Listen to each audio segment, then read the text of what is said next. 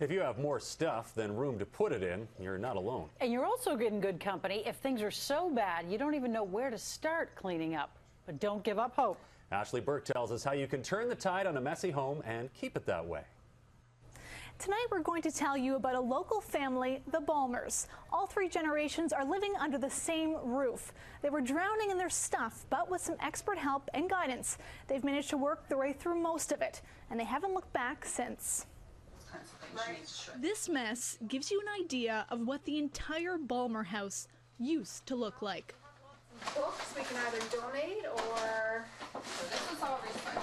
Now it's just the basement that's the problem. The rest of the junk, more than 100 bags of it, has already been thrown out or given away. It was getting rid of the excess, paring down to see what I could really survive day to day with.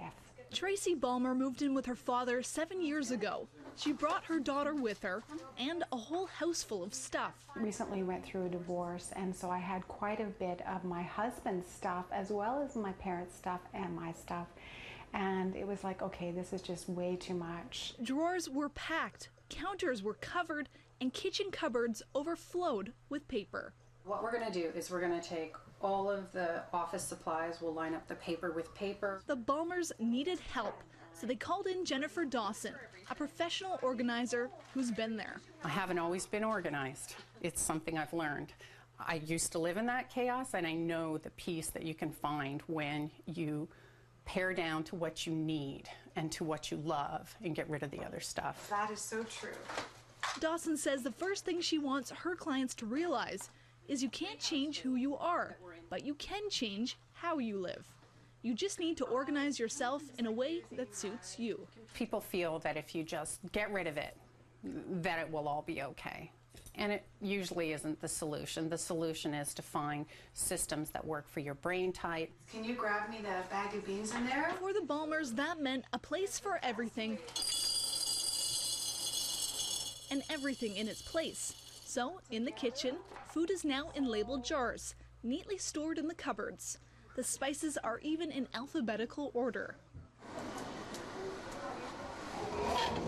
Upstairs, this closet used to bulge with towels, far more than they needed.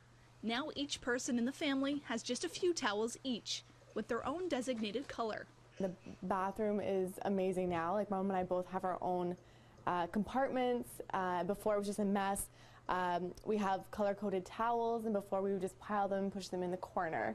The Balmers are thrilled by the changes, but not just because their home is tidier. It's also because of the peace of mind it's given them. Definitely a weight lifted off my shoulders. I